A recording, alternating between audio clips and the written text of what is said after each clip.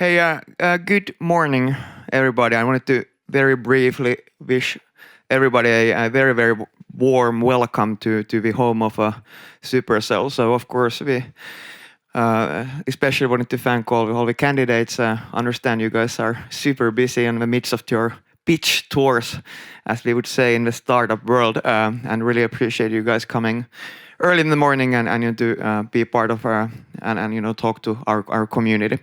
And of course, welcome everybody who came here physically, and also the ones of you who decided to stay at home or offices and join us online. So just very briefly introducing Finnish startup community. So 3 important words in there, like Finnish, because we are from Finland, obviously, startups, because we are about creating, new types of companies, creating new type of value to this country in specific. But maybe, at least personally for me, the most important word is the community. And when we were setting up and founding this thing, we were thinking what actually to call it, and for us, we wanted to build something different. So we don't think this as a sort of entity that represents, for example, the employers, nor does it represent the employees. I mean, for us, startup really is a true community, and within our community, that's how actually people think, and I think it really breaks the traditional sort of kind of a borders that people often use, and kind of the rhetoric that it's being used. And we've existed for a few years. It's been actually quite amazing and a privilege to be a part of the journey. By now, I think we have almost exactly 225 members, startups as members. And obviously we're doing already these companies all together are doing several billions of revenue. Most of that being experts already today. Some time back, I think it was a year ago, we set up this goal that we'd love to get to a 10 billion euro mark in terms of experts by 2030. I personally think it's an extremely modest target, and I think we are well on our way to beat that target. But being Finns, we wanna set low targets and then beat them. But that's just briefly for the startup community, and obviously, for all of us Finns and everybody who lives in Finland, but also for our community specifically, obviously what we're gonna be talking about today is super important in so many different ways, and that's why I appreciate so much you guys being here. But without further ado, I think then I'll just ask Timo to come here on the stage. And so Timo Ahopelto, probably he's a man who really doesn't need a introduction, and especially not on this crowd, but just very briefly, Timo, I think he has his hands on almost every multi-billion dollar startup success in Finland. Maybe something that you didn't know about him though is that Timo is great at many things, and for example and 2 of those things being one, he's a pretty good semi-professional ice hockey player, but then also recently has become a poet, and I'm having a hard time deciding which one you are sort of better at.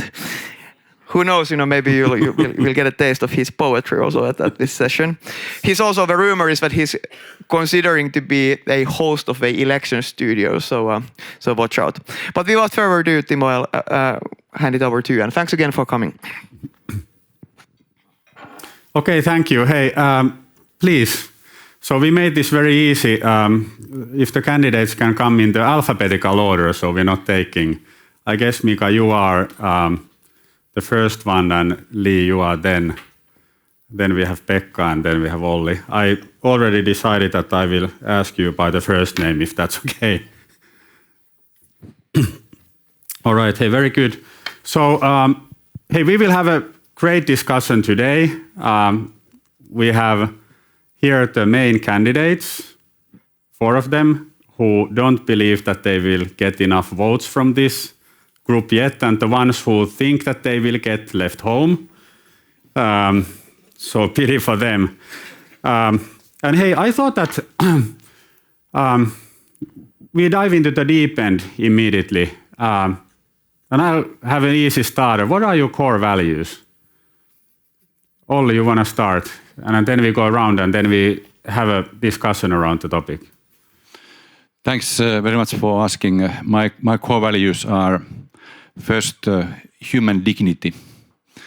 And you can derive other values from that, like fairness, freedom, and human dignity is something that separates us from more Eastern traditions, in my view.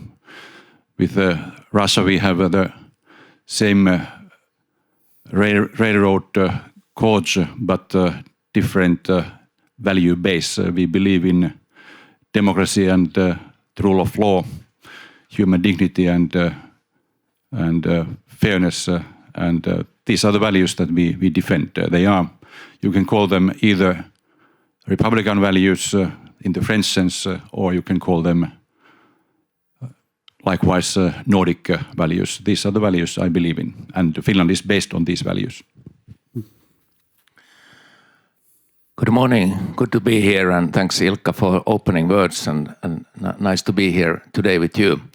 My core values are three: peace, environment, and human rights. And why peace? Peace gives actually the whole basis for any development in any society, and this is why we have to work for the peace in our own area, but also globally. I think that's the good role of Finland when we also remember President Ahtisaari and his work. Secondly, environment, climate. When we look the long-term threats for humankind and for the planet, we have to solve the climate crisis. We have to solve the biodiversity issues and so forth, and Finland can be part of that. And my third point, human rights. I think we have a universal values. Every human being has a value on this planet, and we should work for the human rights in our own society, but also globally. Good morning, everyone. Nice to be here.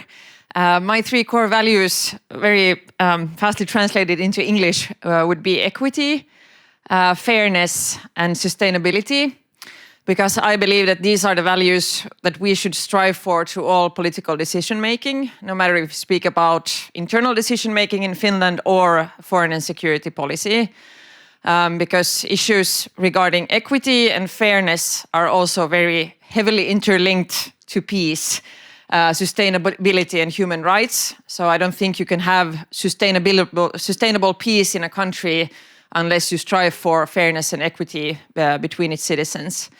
And sustainability, of course, nowadays is also very heavily interlinked to all security issues. With the war in Ukraine and everything going on in the Middle East, it's understandable that we are talking a lot about very traditional questions regarding war and peace. But we still should remember that the most dangerous security threat for all of us, for the planet and for all human beings, is still the climate crisis. So we shouldn't lose kind of track of that either. Good morning to everybody, and thanks for the invite to come here and have a chat with all of you. Well, the key values, I think they are the key values of Republic as such, deriving from ancient classical values and from the French Revolution. Liberty is among the top ones. Freedom rings a bell also universally. So the political rights that people can participate in fair processes. And one thing that I would like to remind everybody is that democracy needs to be lived. It's not something that passively just exists out there and you go out every 4 years to vote. It has to happen every day. We have to sustain democracy. And democracy has appeal all around the world. It is about anti-corruption. It is about doing the right decisions in a legitimate ways. And that appeal rings a bell in China, in Russia. And that's one of the reasons why they are so much resisting the West, European values. And we have to hold those values dear, and we have to live them. They don't exist passively out there. Yeah, so those are very Finnish values, obviously, that you said.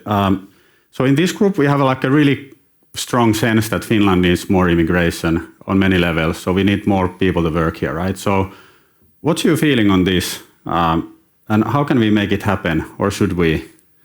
So open up the Finnish society like a big time.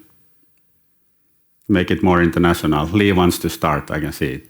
Well, I completely agree with this. I was working as the Minister of Education in the government last term, and I was looking at all the data on how the number of pupils, of young people, will develop in Finland during the coming decades. And they were it was very harsh numbers because you could really see the effect of the population change in Finland. So we really need more people to be willing to come here. But of course, the main task for us and main task for decision makers in Finland is then to make sure that Finland is a country where people want to come to work, to establish companies for the sake of love and so on. So it does has to do with what kind of policies we do here in terms of immigration, in terms of our education system, in terms of the labor market and so on.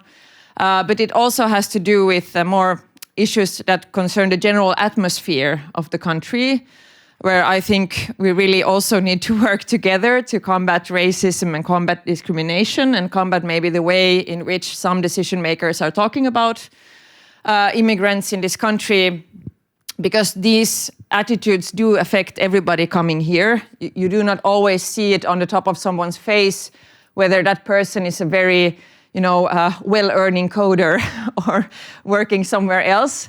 So I wouldn't want for anybody, no matter what the reason is for them moving here, but I would not want for anybody to face racism or face discrimination in their everyday life. Sure. So do you think do know that we have these problems in Finland? Sure. So I need to ask, and then the others can come in, but do you think that we should pick who we get here, like the Canadian model? So we rate people and then we have the most valuable ones in. That would be good for many businesses, right? I am not in favor of that kind of model, because I think if you look at the Finnish society, we actually need immigrants in a lot of different sectors in our labor market, also in some sectors that are not maybe so well paid. If there would be one thing I would do in terms of policy, I would make it easier for people to get their families here. Because I think that's also the step number one for integration in Finland. So if we have people here working who are committed to stay, who want to build a future for themselves in Finland, no matter if you are working in the social healthcare sector with not a super good wage, or if you're working in the private business sector with a better wage, I think it's important for people who are willing to stay here, who are willing to commit to Finland, to be able to get their families, their spouses or their children here, to really be able to kind of build your life in Finland. Because at the moment we're also wasting a lot of human potential by not making it possible for people to get their families here, or maybe not be able to stay here after you have graduated if you don't find a job. That's not a useful way to use our resources. Sure. So somebody can pick the next question. So Lee, did I understand that you are supporting the Volt model for the low-paid work? No, not especially, because I would like clarity in terms of how people are working. So I think the same goes for Volt or goes for the Thai berry pickers. I think if you're working here, you should be working with a worker's contract. Sure. Let's get back to this. Olli, you want to continue, then Pekka and Mika. By the way, this is not a traditional TV discussion in a way that nobody counts how long you speak, etc. Let's try to have a cozy, nice discussion, and let's try to dig really deep. So my goal is not to get anybody embarrassed or, that stuff. Olli, please. Thanks, Timo. I try still to be concise. So now this morning we are at the more dynamic, innovative, and I dare to say youthful end of the spectrum of the Finnish society. And that's fine. But at the same time, we all know that Finland is an aging society, and we definitely need both work-related and education-related immigration in this country. In fact, in the past 2 years or so, net immigration has increased, which is positive news, and that is somewhat helping the shortage of competent labor that is a problem in Finland. Two concrete things. First, I think companies, businesses, Finnish businesses and universities plus universities of applied sciences, ammattikorkeakoulut, should work more closely together in order to facilitate either jobs or training places for students at universities, because we are underperforming in this regard. It would be very beneficial for Finland if more international degree students could stay in Finland and thus contribute to the Finnish economy and the Finnish society. Many businesses, many startups, many growth companies need competent labor, but also the public sector, including healthcare. There is a big shortage of labor. So that's number one. I think we need, and I'm actually appealing to you that we need more cooperation and joint ventures between companies and universities in order to achieve this goal. Second point, in the current government program, there is a very problematic formulation as regards your right to stay in Finland. If you are not employed in 3 months after you become unemployed, you will have to leave the country. And I think this is a very bad message for anybody coming or thinking of coming to Finland. And I think it would be very wise from the government to back up from this and revise this clause as soon as possible, because it is very much about attitudes, how people perceive Finland. And I think it's very important that we try to give the right welcoming picture of Finland for people who want to come here and work or get education. Sure. Pekka, how would you pitch Finland as a president?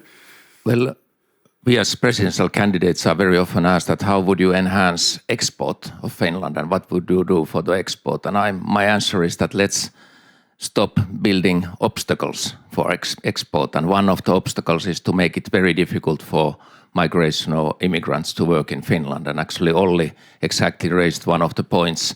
3 months period to change the job is too short for the employers and for the workers. And we have actually many jobs that people are needed. It's of course the high-end jobs for the specialists and so forth. Our technological companies needs for foreign workforce, but also if you look at the Helsinki buses, who washes them in the night? I've been visiting the businesses who are doing it. There are no more Finns doing that kind of job. Or you visit hospitals and you look at the nurses and so forth. There are more and more foreigners coming to work in Finland. And we have to change our attitude on that. Very often somehow in Finland, the discussion when you say about the foreign workforce goes to the refugees or refugee crisis and things like that. And the big majority of the foreigners working in Finland are not from the refugee background and are just supporting our economy. I'm living at home with a guy who came from Ecuador, and we have been together 25 years, but throughout those years I have seen all those difficulties that you can have also with the Finnish bureaucracy in just adapting yourself here and starting your work and starting to study and so forth. And it can be very painful, it can be very complex, and I think we should ease that as much as we can.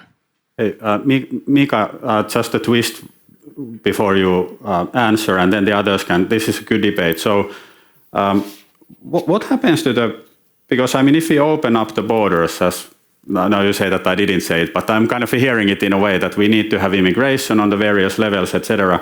So how do we avoid what happened in Sweden? You have been probably asked that 1 million times. But also if you could think that, how does that affect to the Finnish society if this changes like really fast? And this kotouttaminen is not the answer. It's a too easy way out for you. So what are the real challenges that the Finnish society will face if we bring like big number of people to work here like is needed? Mika and then let's try to see what you think about this. Well, I have to say that we have been discussing a relatively idealistic image of how Finland can be opened up. The reality is that borders are closing.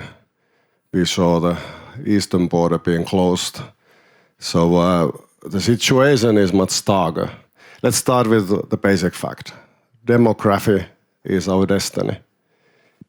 We are having less and less children in Finland. Something is going awfully wrong in this country. And now, all of a sudden, we come up with a quick fix to that. Let's open up the borders and let's have those people who are highly capable in different industries and different skills. They don't exist. All the European countries are competing. The same demographic effect, catastrophic effect, is impacting the whole of the continent. So instead of just saying that let's open the borders, let's speed up the processes, we should realistically talk about the situation. So how can Finland compete? There was some ideas that I really liked, for example, the education, how to bring that in. So those few international students who end up in Finland, who are integrated through the schooling, who are integrated through the universities, that they can stay here, they can have working permits more easily. How to lure more of those people to Finland? It's going to be tough competition. One answer might be that we open up university courses, campuses of Finnish universities and universities of applied sciences in different other countries. So kind of building the bridge to Finland when it comes to high end of people that we want to have here. So I would recommend having a realistic image of the situation. It's bleak. It's bleak for Finland, it's bleak for European Union. And then, borders are about bordering. The times of idea that was central to the end of the Cold War Europe, that borders are lowering and they are actually enablers of movement across the borders. That time is now in the past.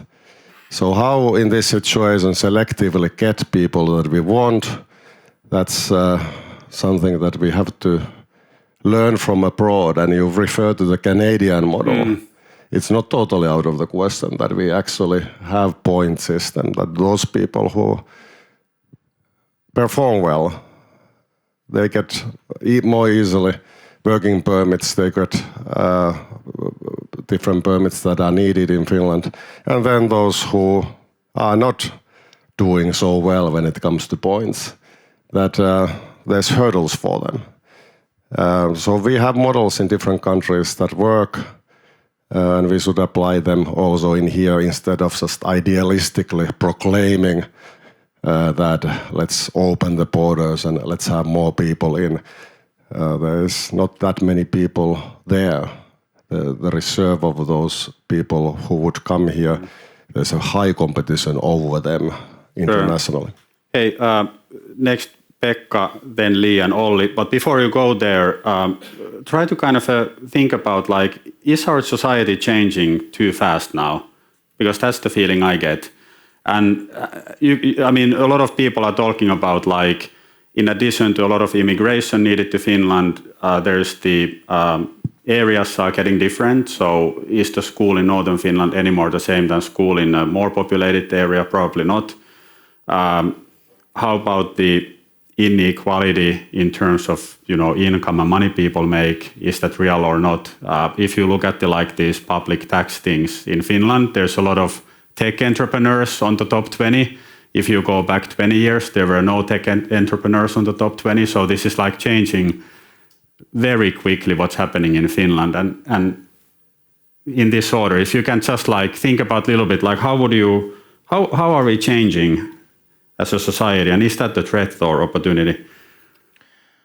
You referred to Swedish model or Swedish problems, and sure. I think we should take those issues seriously, because we see in Sweden suburbs that are totally populated by migrants, and we see the problems in schools and so forth, which are separated from the mainstream. And I think it's something that we have to learn what's going on. It's also, when we look at these gangs and linked to the drug businesses and so forth, we have serious criminality issues and so forth. We shouldn't be blue-eyed on those issues. But I'm thinking on, for example, on those 50,000 Ukrainians who have moved to Finland. They are actually living not in so much in Helsinki area and all over in the country. And when meeting actually people in the smaller locations currently, it has been really refreshing that people have moved in, and there are some Ukrainian kids in the schools and so forth. And this is a totally a new start for many smaller locations. And also when we look, for example, the new companies, half of the companies established in Espoo are established by migrants. So actually it's really giving an input to our businesses. There are 28,000 businesses run by the migrants now in Finland. It's 10% of all our businesses. So it's a huge potential that is coming from these people, and we really should recognize that as a positive potential. Sure. Yeah, I also have to say, I think we should have an honest conversation also, because one of the reasons for the big budget deficits in Finland has to do with demography. That's how it is. So if we are not willing to do anything about it, then we should also honestly accept the fact that we will continue on to do budget deficits in Finland. And I think it's quite clear, actually, if you compare Finland to the other Nordic countries or Sweden, that this is one of the reasons why our economies have gone separate ways during the last 2 decades. Coming back to the issue of Sweden, I think, in many ways, the Swedish model has not been such a big failure as we want to portray it, because if you look at the Swedish society, it's much more diverse than the Finnish one. So you will find people with an immigrant background on very high positions in companies, in media, in parties. If you look at parliament, it looks very different from the Finnish one, and so on. So there are a lot of families and a lot of immigrants who have really integrated very well into Swedish society. But of course, on top of that, there are big issues that have to do with segregation and the situation of the suburbs, where we should remember that Sweden is one of the countries where inequality has risen the most during the last 2 decades of all of the OECD countries. So you can really see gaps growing in that country in terms of income, in terms of societal status of people. And they've also made some big mistakes, especially in terms of their education system, in my regard, with privatization of the education system, which has actually enhanced segregation. So education is not a tool you can use to diminish differences, but it's more of a system that actually enhances differences and enhances segregation. And I think what all of the Swedish officials are now telling Finns is that, of course, we have to make sure that the police has enough resources to deal with organized crime. We should be very careful about that, because you can see it also, the gangs are trying to kind of spread their activities into Finland. But they are also talking about the importance of investing in family support, of investing in the suburbs, investing in the education sector, and making sure that we do housing policies that do not enhance segregation. And this is actually another thing I'm quite worried about during this government term, because they are now doing cuts in the publicly funded housing system, and also doing changes in our social security system, which will increase probably segregation also in Finland. So in that regard, unfortunately, we are going in the wrong direction now. Olli, it's your turn, I guess. Thanks. I think concerning Sweden, if you look at the failure, I agree with Lee that Sweden is a much better country in many ways, and much more diverse than Finland. In many ways, also a very competitive country than we often perceive. But as regards organized crime and its consequences in Sweden. I think it's important that we learn our lessons from the Swedish case. In fact, Henning Mankell already wrote about this in the 1990s, who was no liberal, at least no right-wing liberal, more to lease orientation. He's my mom's favorite author. All right, yes. So if you watch Kurt Wallander, you see Jugendmafia, you see all different sorts of phenomena that now are being discussed. So I think two issues are important here. One is that yes, definitely we need to ensure that the police has the necessary rights and necessary instruments to combat organized crime. But at the same time, the problems go deeper, and city planning and housing are very important, where we have to avoid segregation. So is education. I think our education system is in a need of repair, and we have to do everything we can in order to avoid excessive inequality and excessive segregation in our educational systems, both within the cities or the metropolitan area and between different parts of the country, southern Finland and rest of the country. Concerning Finland and the future perspectives of Finland, I think one thing is important to note, and that's been quite prevalent also during the presidential campaign, at least I feel it. It is that Finland today is a much more diverse country, multifaceted country than 20 years ago. And Finland in 10 years or 20 years from now in future will be more diverse. And Timo, you referred to, is the society changing too fast? I think you can feel that if you go to more, say, traditional places, there is the feeling that the country is changing too fast. On the other hand, if I go to Itäkeskus, I had a very good meeting in a restaurant run by a Somali female entrepreneur with the Somali community and with other immigrant communities. So I think it's our task as policymakers and politicians and our task as citizens that we have such kind of communication and dialogue with the citizens that we explain why we need this change, why we need to do the change, and why the change can be meaningful and can be secure from the point of view of citizens. One example is Närpiö.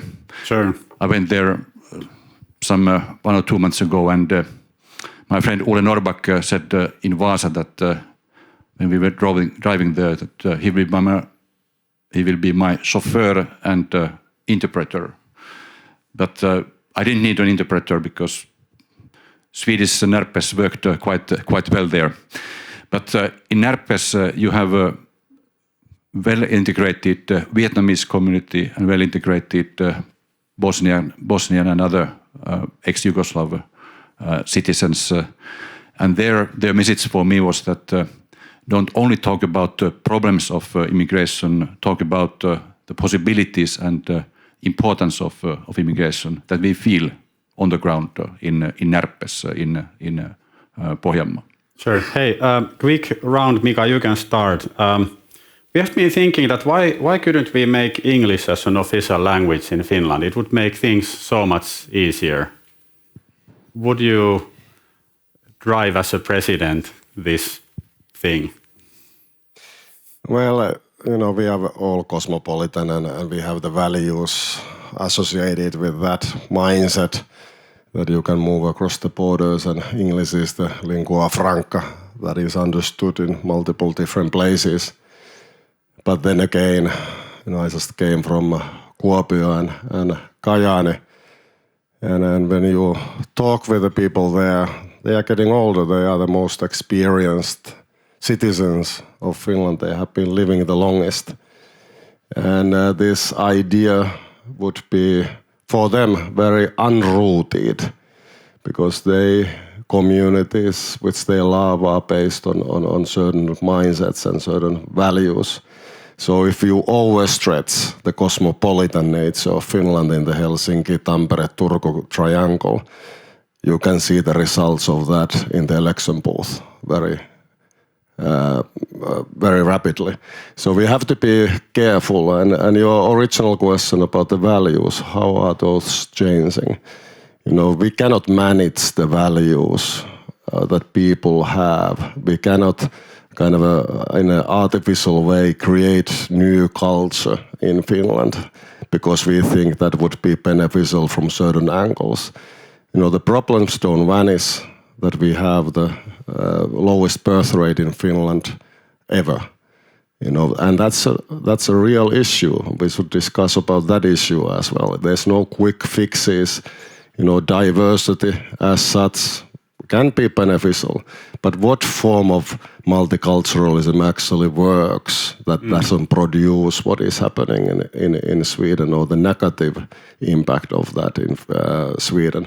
In Germany, they have a big discussion right now on the multicultural values that they have had. Do they actually work? Do they bring the happiness to the population as such? Or are we overstretching? Should we proceed in a way that is a little bit calmer and that doesn't result in a political upheavals in democracies? So we should be very careful in what we are trying to achieve through our cosmopolitan preaching about what needs to be happening. Let's start from the communities, their real needs, the feeling of alienation that they are experiencing, and talk about English as the third official language of Finland signifies to the people overstretching, bringing about a change that they don't need. And if that happens, then we have to be very careful in explaining what would be the benefits of that. Well, English is already the third language in Finland. So de facto it exists like that. So what is the reason to make it official? Just to proclaim that we are so cosmopolitan here that we can have this symbolic change. I don't believe in that type of symbolic politics. Let's start from the people, what they actually are feeling. And the sense of alienation is growing in different corners of Finland. Perhaps not in Helsinki, but to a degree in different other places in Finland that I have been visiting. Sure. Lee, how about English official language? Yeah, I think, at least at the moment, I think that official language would be quite a heavy policy proposal, because that means that the authorities in all of the countries, also in areas where you do not have that many English-speaking citizens, would then need to be able to produce materials and so on in English everywhere. But I do think it's important in those areas where you have a bigger English-speaking community, where you have people who are not staying for good. If you're staying for good, I really think it's important learning Finnish or Swedish. But if you're staying for a while, as is often the case in many of the bigger cities, then of course it is important that we have enough services in English. And we do have, we have kindergarten services in English, we have primary education in English, we have upper secondary, and it's being developed even more, I think, by this government, and also higher education in English. And I do know that at least in the Helsinki region, also some of the city services and so on, they are able to produce services for people in English. And I think in those areas, it's also about a bigger kind of mindset change. We have in my party, we have an English-speaking chapter, which I think is great, with people who have moved here. So they want to participate in political life and policy debate in Finland. But they felt that it's kind of hard to kind of get in, because the policy debates in Finland are always very Finnish-speaking. So they have actually themselves formed this English-speaking chapter called Helsinki Left. So now they are inviting our parliamentarians and so on to give talks in English there, and I think it's a great initiative. We are, by the way, trying to change this as well, as you can see, having this in English, and we actually have English-speaking audience and online as well. And a lot. Maybe just a short comment also to Mika's arguments. I think it's a bit dangerous if we end up in a situation where politicians are kind of debating multiculturalism as something that you can be pro or against. But because that's the debate right now. Yeah, I think it's feeling. Because in my opinion, it is a matter of fact. So we should not rewrite our history either. I mean, Finland has always been a multicultural society. Every society in Europe is today a multicultural society. So I think we should more use our energy on real societal issues that we need to address, such as segregation or unemployment, problems that has to do with violence in near relationships and so on. And these are policy issues that that we are able to do something about through policies. But if we end up in this meta debate around multiculturalism, it doesn't really do any good for any of these real societal issues, but it does do a lot of harm to many people if it increases these kind of hostile attitudes towards people coming from abroad, or if it gives people the perception that issues such as segregation or unemployment are always ethnicity related.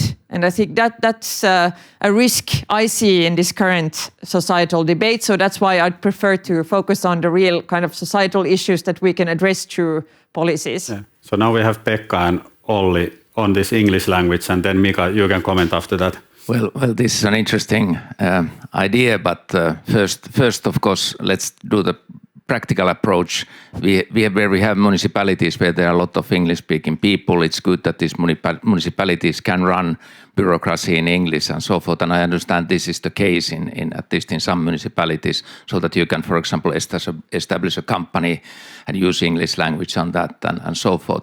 But then we come to the very principal issue of the value of the languages. We are always concerned about the biodiversity and the endangered species, but I'm concerned about the endangered cultures and endangered languages and the whole cultural mosaic that we have on this globe.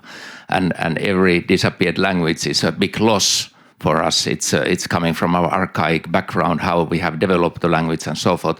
In Finland, we have not only the Swedish-speaking minority, but we have the Sami people, actually with their 3 different Sami dialects up in the north, and they cannot even always understand each other's with these dialects. And we see a lot of value in preserving those cultures and giving them cultural rights and so forth. So I think we have to take care in this global context also of our own language and our own roots and our own heritage, and that's the reason why the Finnish language is so important for us. And actually, when you look at the elder people, when they go to the elder care homes and so forth, they probably lose all other issues, but the language is always there. It's either Finnish language or Swedish-speaking people's for Swedish language and so forth, but it's very important that you get the services with your own language, particularly when you are getting old and so forth. So let's keep the value of the language and the Finnish language and Finnish culture also in this country. I think that's one of the basic issues which makes Finland as Finland. Sure. Olli? I think I'm a functionalist, and I would take a pragmatic approach, functionalist approach to the question of English language as an official language of Finland. I think we have 2 official languages, Finnish and Swedish, and I do agree with Pekka that it's important that we carry our responsibility and ensure that these languages, like the Sami language as well, will be preserved alive and kicking. At the same time, I find it important that we provide public services of various kind in English, because we are becoming, as we discussed, a more versatile, more multifaceted, or if you like, more multicultural society. In fact, in many parts of Finland, like the Helsinki metropolitan area, English is already a very important, say, natural language to use. And the key thing is that both in education and in public services, dealing with administration, you will get service and you can deal with the things in English. I recall my time in Brussels and in the Brussels region. I lived for 15 years in Belgium, mostly in Brussels, but also in the town of Tervuren, which is just outside the Brussels region in Flanders, in the Flemish part of Belgium. And while you were able to deal with the administration, the municipal administration in Brussels, in French, in Tervuren, which has a big English-speaking community, thanks to the proximity of the NATO headquarters and EU Commission. There it was compulsory to use Flemish in written form in order to get your things done. And it was a bit absurd. Everybody spoke English, also the officials over the counter, but at the same time you had to do the written work in Flemish. So I think that's something that we have to avoid, and we take a pragmatic approach and we provide public services in English, even if English were not our official language. Sure. Mika, very quick comment, then we move to next chapter. Yeah, I don't want to open up a metaphysical discussion with Lee, but I think your comment was a little bit ahistoric and also apolitical. Multiculturalism is an ideological way of thinking about intercultural relations, and there are different other ways as well.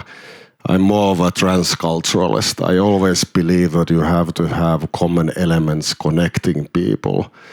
And enabling also communication. So I don't believe in archipelago of cultures and segregation that can result from hard forms of multiculturalism. So giving keys to the new Finns, new migrants who come to Finland when it comes to the Finnish history, when it comes to Finnish and Swedish language, when it comes to the mentality of people, it opens them doors to integration as well. So there I come with the Canadian model, the point system that if you connect, if you are positively integrating and we have the resources for the integration, then things become much easier. And it is not form of kind of a extreme multiculturalism that produces segregation, that produces inequality. Hey, this is very metaphysical discussion for a pragmatic entrepreneur like I am. So I have a very direct question. Let's try to keep a little bit shorter. My timekeeper said the answers, but the Volt model. So let's get back to that. So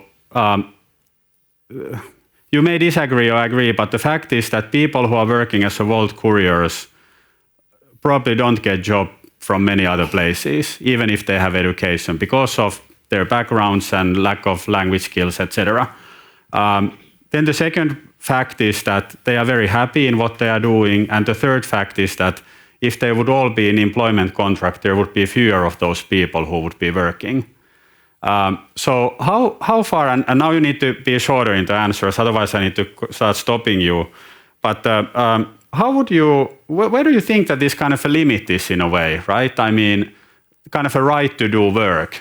That's what it's ultimately about. So if Volt tomorrow says that we will move the work contracts, which I understand could be possible, that would cut, the number of couriers into half or something. So there would be like tens of thousands of unemployed people going for unemployment benefits in Finland. So that's not good either, right? So so I'm just puzzled in a way. So you guys say that we need to open the borders, but we can't people let to work. So Lee, you can start because this is your. Now shorter answers, please. I'm going to manage to do this in English, but I'll try. I think the main issue is what you are doing. Are you really working as an entrepreneur, in charge of yourself, your own company, your own actions, or are you de facto working as a worker, but under conditions where the risks and also some of the financial responsibilities has been moved to the people working by not giving them workers contracts, but labeling them as entrepreneurs. Sure, but if I challenge you, again, if the labeling would be done in a way that you are working on a contract, there would be more unemployment. Yeah, well then so that's is that the case, better because then? I don't think it's a correct way of kind of going around the rules of Finnish labor market. And I have another example for you, as I mentioned, the Thai berry pickers that I have worked a lot with, which is actually the same case. They are also labeled as entrepreneurs, although they are doing work which, in my opinion, and in some officials' opinion as well, de facto is working for somebody that is paying you for your labor. And in those cases, actually, if you look at what they are earning per hour, it goes below the minimum standards of what we see as what we want to have as the minimum standards in the Finnish labor market. And that is not okay. So if it becomes a way to kind of transfer risks to people working under very precarious conditions, then I don't think that is an okay model. I think it's okay if you give them the working contracts. And I don't think you can argument either that then it would be fewer people working, because the reasons we have set certain minimum standards for the Finnish labor market is that we do not want anyone to be working below those standards. So Olli, you next. I would challenge you, Lee. There's a lot of countryside entrepreneurs called maanviljelijät who are also working under minimum wages, but now you can't answer anymore, so it's Olli's turn. Then it is entrepreneurial, and then you take that risk. Entrepreneurial supported by monopolies or oligopolies. Okay, you guys are allowed to happen in this country, etc. The main issue also in the Wolt thing is that is it entrepreneurial work or not? Sure. But Olli, now it's your turn. Thank you. I bring in the European dimension here. First, one comment to the previous discussion, which is quite important, is that in the European Union we have a thing called free movement of labor, which means that even if we were to have a point system in Europe within the borders of the European Union with all these 27 member states, this point system wouldn't work because there is a free movement of labor. And I think it's important to be prepared to the future perspective as well, which means that Ukraine and the 8 countries of the Western Balkans will one day be members of the European Union, perhaps by the end of the decade, unless Ukraine's defenses collapse because the West and Europe is not consistent and decisive enough in supporting Ukraine that is fighting for freedom and democracy and for Europe. Second point, we have, and then my statistics is maybe 2 years old, we have around 30 million platform economy workers like Wolt workers in the European Union. So it's a big phenomenon, and it is expected to grow to around 45 million people in a few years. So it's a real issue, and in the European Union there is an ongoing debate of how to legislate, how to create a legal framework for the platform economy and for, say, Wolt couriers. And my view here is that I don't see this, like Lee, as a class struggle between entrepreneurs and employees. I think we should be more flexible and see that we try to create such kind of legal conditions that ensure decent working conditions and meaningful tax treatment of people who work for companies like Wolt. This should be the pragmatic approach. And it also applies to many other jobs than only Wolt, that we have to find ways which are kind of combining, for instance, in social security, combining entrepreneurial work and employed work. Sure. How about Pekka, yourself? Well, let's start with the berry pickers, because this Thailand example is very interesting. And I, as a foreign minister, had to deal with the Thai government, who basically said that you have to have some minimum income for these people. And we were the ones who were for the free market economy and saying that, well, let's the companies take care of this and so forth. And what we saw, the companies didn't take care of the minimum income for these people, so they paid more of their tickets and to Finland and so forth, and didn't really earn in Finland in some periods. And I think we should have a control that people are not sent to Finland to such working conditions that they are in a slavery position actually to their employees, like happened with some of the berry pickers. So we have to take control over that. And I have a little bit similar approach to the platform economy, because what's happening, in my understanding now in companies like Volt, is this not only contracting but subcontracting. And when this subcontracting element comes in the picture, then people might come in a situation where they working conditions are not guaranteed, that their minimum income is not in any way guaranteed, and also the tax issues and others are maybe very much on the grey zone. So we have to avoid that kind of grey economy to be growing in Finland. Sure, I agree. Before Mika, you say, I must say that we are always discussing about the Volt. I was driving taxi in Helsinki in '94 with totally like variable salary. So, and there were days when I didn't make minimum wage. Just as a comment. So Mika. Yeah, it's coming in multiple different business models. You have that nowadays in Finland. Volt, of course, is a good example of that. People are making their choices, ordering food to home, and if the model would be radically changed, then that business would cease to exist. So the question has to do with what is fair in these types of conditions. And I agree with Pekka that berry picking in Lapland with mosquitoes, that's a human right question. Ultimately, people left and stranded in the forests of Finland is not the right way of approaching. But it is a model. Some people are making money out of it.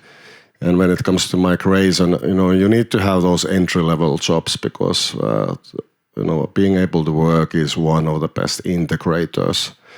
I was living multiple years in the US, and there the melting pot works in a sense that you have people from different origins working through, starting from the entry-level jobs and then integrating into the society. So kind of creating hurdles radiates in consequences that perhaps are not good for the society. These new platforms are coming, so let's try to regulate them, not very strictly like European Union usually does, over-regulating things, but kind of giving people chances and opportunities at the same time, not enslaving them in a bad positions in society. Sure. Hey, let's change to Finland and the world. This has been interesting discussion about the values. So how do you see Finland, if you would be a president moving forward? You have probably answered this a ton of time also, but from the PR point of view. So I dare to say that this group would want the president to be a really good PR figure for the country. To go around to tie international, collaborations, to be the one who is interesting for the global press, etc. So how would you make that happen? Let's go into alphabetical order. Short answers, because you can answer this in a very long way. Well, we have done that at Finnish Institute of International Affairs. 2021, our global media presence grew 400%, and 2022, it grew by 1,000%. We passed all the Nordic institutes. The starting point is that president is not a consultant for Finland. Sure. He's the chief strategic officer of the country who actually has a plan and direction for the country. But yes, at the same time, of course, you have to go around, you have to talk with the heads of states, you have to talk with people who are relevant. And doing that has to happen in a strategic way as well. So to whom you talk, in what business you talk with them. And then when you promote Finnish businesses, we have to recognize that the world and the globalization is changing rapidly. So what type of Finnish businesses you are promoting the most? What is your vision for for Finland. Sure. And the businesses here that needs to flourish. Sure, and it's not only the businesses, it's the whole society. I mean, you guys have said many times, which we are very happy hearing in this audience, that in Finland it's very key that we are welcoming people, and we are kind of, our message to the world is in a way that, hey, this is a society where you want to live and be a part of. We feel that that's not trying to put words to your mouth, but we feel that that's the kind of one of the core areas for the president. Lee, how would you act in this respect to be on the front page of New York Times? Absolutely, weekly? I would be if I would have the possibility to do that. Bad news if Finland were every week. Yeah, that's true. But I think no matter who it is that is representing Finland, if it's a president or the ministers, I think we should work with issues where we are already strong, that we are known for. Social innovations, sustainability, also gender equality is an issue that Finland is known for, that we have been working also with in foreign policy terms with a lot, and also actually tech. I would say that these are the 4 issues that Finland is known for, and that I would also work with as the president. And then, of course, you can always find ways to kind of incorporate these issues also into the foreign and security policy. Technology is very linked to security policy nowadays. Issues that has to do with sustainability are very linked to those issues. Gender equality is a part of our foreign policy already. So I think there are a lot of ways in which the president also can work to kind of incorporate these issues into foreign and security policy. Well, you get to the media if you have something new. Sure. And then you always have to ask what's new in Finland. And of course, our new security position as a member of NATO, our direct cooperation now with the US, the bilateral defense cooperation agreement, and all this is new. We have raised a lot of attention on the other side of the Atlantic, currently in Washington, with all these issues. Of course, our startup scene is all the time producing new issues. Our culture is producing new issues, not only Kaurismäki movie, but it's a good start, and so forth. And I, as a president, of course, you have to take all these angles when you go abroad and so forth. And also welcoming people, as like you said, people to Finland. Well, it's Slush, it's many of those events that are ongoing here, which are positive and giving a positive picture and image of Finland. Of course, as president, I would work very closely on those topics. I've represented Finland for actually many decades in the European Union and other international fora. And I have tried to practice the way of Max Jakobson in this regard, how he presents Finland. Jakobson had he's the grand old diplomat of the Cold War of Finland. And he had a way of explaining Finland in the best possible terms to the rest of the world, saying that our neutrality policy is the code word for independence, while at the same time being self-critical in the country about Finlandization. So the president's task is in one way, of course, to present Finland in its best to the outside world, but at the same time, I think she or he will have to be self-critical as regards our national weaknesses, so that we wake up to those weaknesses, be it the economy, which is not in the best shape, or be it education that needs repair for the sake of our youth and our future. So as regards which issues are important from the Finnish point of view to present, I would say that we have a dynamic economy, creative culture, and exceptional nature, which latest I could present to my colleagues in the Governing Council of the European Central Bank in Lapland earlier this year, when I invited them to Ivalo, Saariselkä. And it was a combination of high-tech, modern digital meeting conditions, conference conditions at the Sajos, the conference center of the Sami parliament, combined with the exceptional nature of Lapland. And we were even able to bring them the Northern Lights over the night. So I think it gave them a picture of Finland at its best, and I think this kind of perceptions we need to provide to our international friends and colleagues. Sure. Then let's get to startups here to the end. Can you name 3 startup companies? Olli, do you want to start? This is not to put you on the spot, but... Well, I can name one. That's in the beginning there was the Swamp, the Hoe, and Jussi. That's directly from the Here Under the Northern Star by Väinö Linna, if you know. That was a startup. That's true.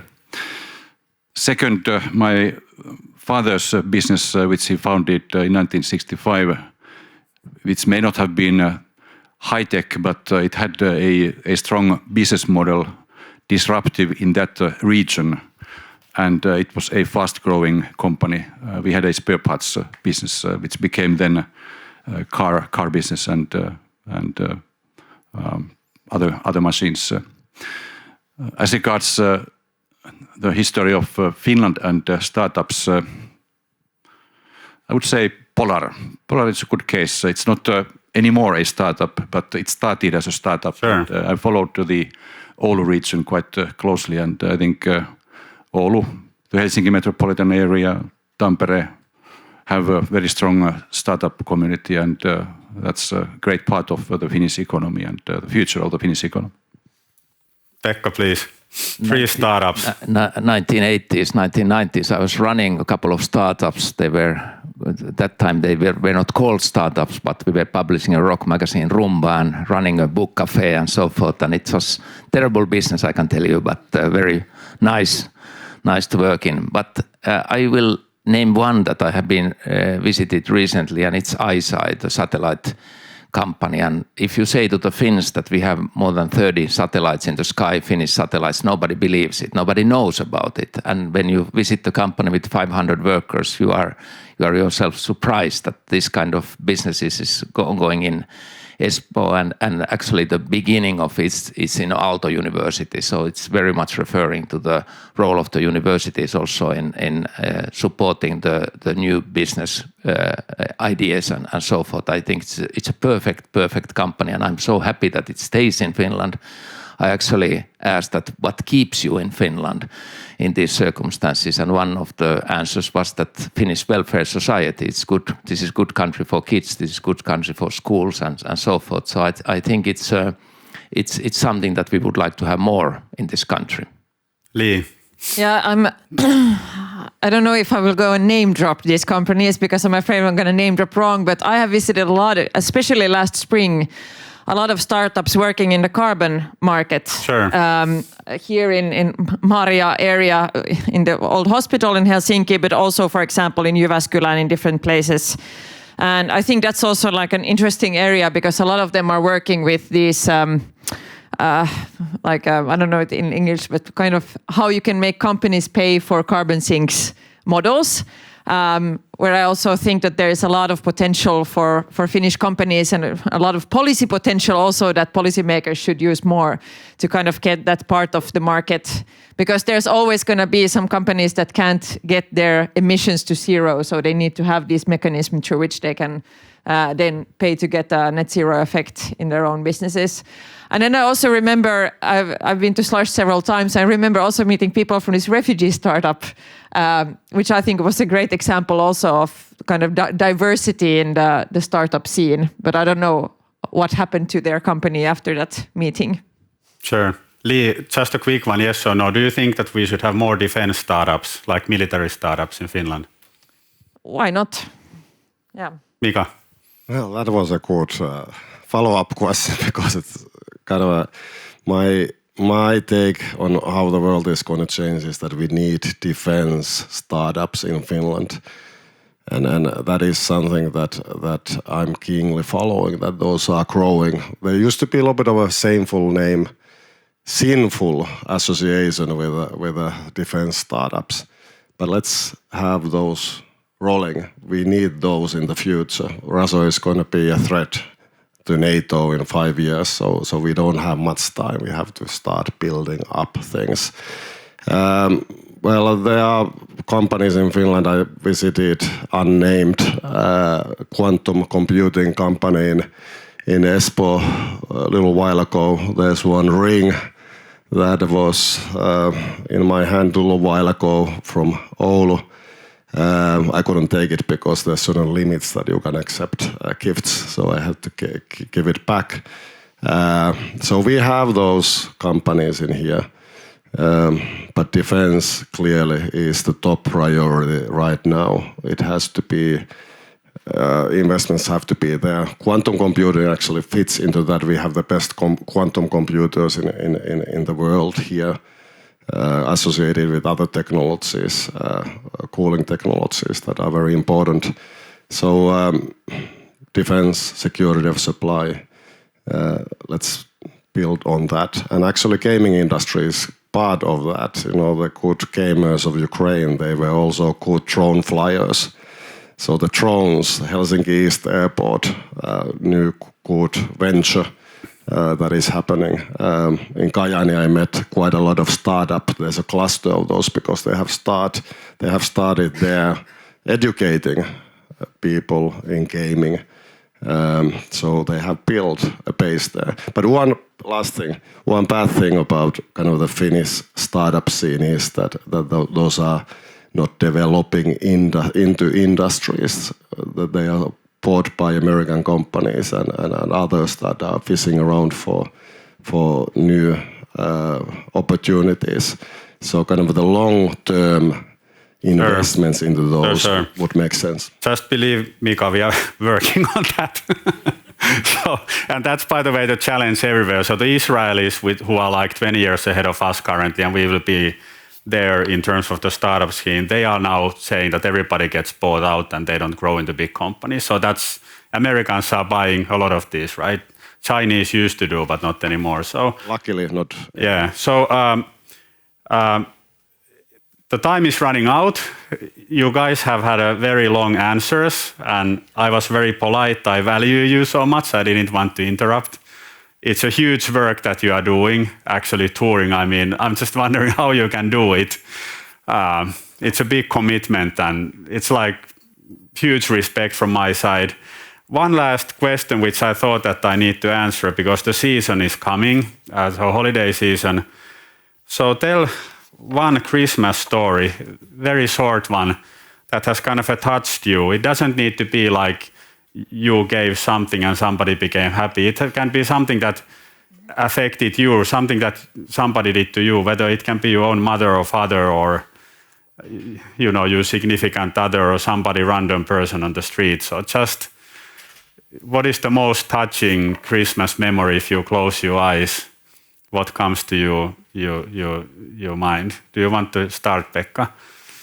Well, I was working several years in Sudan and Darfur, and I visited actually a Finnish school here in Helsinki where the students have been baking and cooking coffee and collecting funds for Darfur kids.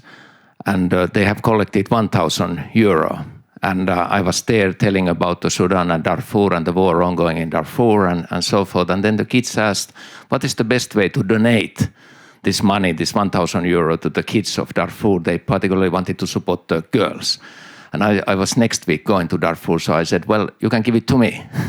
And of course, all the students were extremely suspicious, give €1,000 to a politician and so forth. But then we made a nice letter. They told in the letter, why they wanted to, how they have collected this money and why they wanted to donate it to the kids of Darfur. And then they put all their names, signatures under that, and says you have to bring this document then to the people who you donate the money. And I went to El Fasher, and from El Fasher, 2 hours drive to the refugee camp, and there was a girls' school, 200 girls in that school. And then I told the story, and I was reading the names of these Finnish kids, and the Darfur kids were trying to write down the names and asking, can you repeat the names again, and the Finnish names and so forth. And then the kids in Darfur asked, how did the Finnish people know that we exist? And then I told that, well, in the Finnish media there is more about the Sudan and Darfur maybe than in the Sudanese media and so forth. And then they started to write a letter back to these Finnish kids. And I took the letter with me, I returned back to the school, and the same silence when I was reading the letter from Darfur kids was there as when I was reading the Finnish letter and so forth. And then I was thinking that, with 1,000 euro, you can establish a huge link of solidarity to other kids on the other side of the world and understand their situation and so forth. And I think that was a Christmas gift to kids of Darfur, but also a gift to these Finnish kids. That was a nice story. Who wants to go next? Nobody. Do you really want to have next? No, terrible. You are a brave person. It's a beautiful story. But it's a beautiful story, yeah, I agree. I think actually for me, the first thing that came into my mind when you told me this was my childhood Christmases, which was at my grandparents' house. Sure. Because all my grandparents have passed away already, and I miss my grandmother every day. She was a great person. I think always Christmas, you could see how happy she was that she had her whole family at her place. And I think also it was like that was the moment where your kind of childhood ended. My childhood ended when you can no longer spend these Christmases at my grandma's place and kind of see how happy she was to take care of her whole family during Christmas evening. And I think for me, Christmas, the most important thing I think is to have a possibility to spend time with your loved ones, not being in a hurry anywhere. And maybe also for Finns to kind of remember the importance of spending time with your family, also your grandparents and the earlier generations, because I think if that's one thing we could maybe learn from other cultures here, is also the importance of your close family members, because we are quite lonely, I think, most of us in our adult lives. So we need to take for Lee as well and for all the great grandparents. That was a good story. Thanks for sharing. Who wants to go next? Mika. Well, I fully agree with Lee. One of the biggest problems in the Finnish society is the loneliness and the distance. Finland is a long country. And when I was traveling the northern Karelia region, there's a lot of experienced people there. And they children and grandchildren are living somewhere in the suburbs of Helsinki. They come to visit, hopefully come to visit twice a year during the summer and during the Christmas time. And I remember one time I was taking a train to Kajaani, and there was a person who boarded the train with me, middle-aged man who started to drink. I was also in the restaurant car, and he was drinking quite heavily. And when we went to Kuopio, the conductor came to say that now you have to leave the train because you are too drunk and the police is there to meet you. And I knew that the mother is missing his son, and the mother had called many times that don't drink, and then I promised the conductor that I will make sure that he doesn't drink, and I was talking with the man for the next 2 hours, and all he needed was attention. And the mother was there in the train station of Kajaani to meet him, and hopefully it ended up well. But the distance is growing in Finland.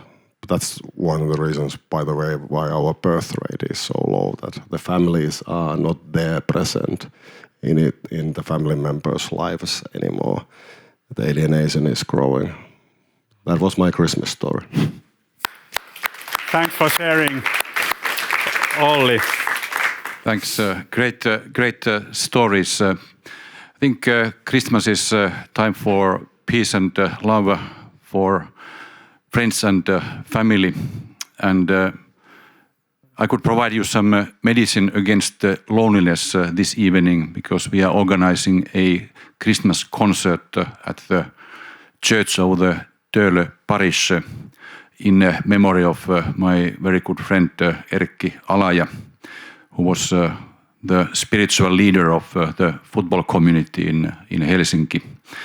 And we are going to have, I'm sure, a very memorable evening this evening in honor of Erkki, and we will have both Lilli Paasikivi and Laura Närhi singing there, and some other musical activities.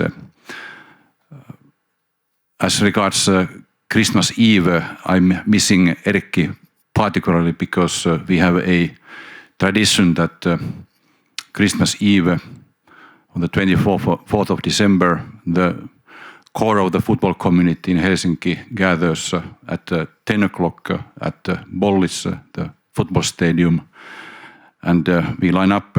We are divided into yellow and red, yellow, red randomly, and once the teams are made before we start playing, then Erkki used to read the declaration of Christmas peace, joulurauhan julistus, and that's 2 hours before Turku.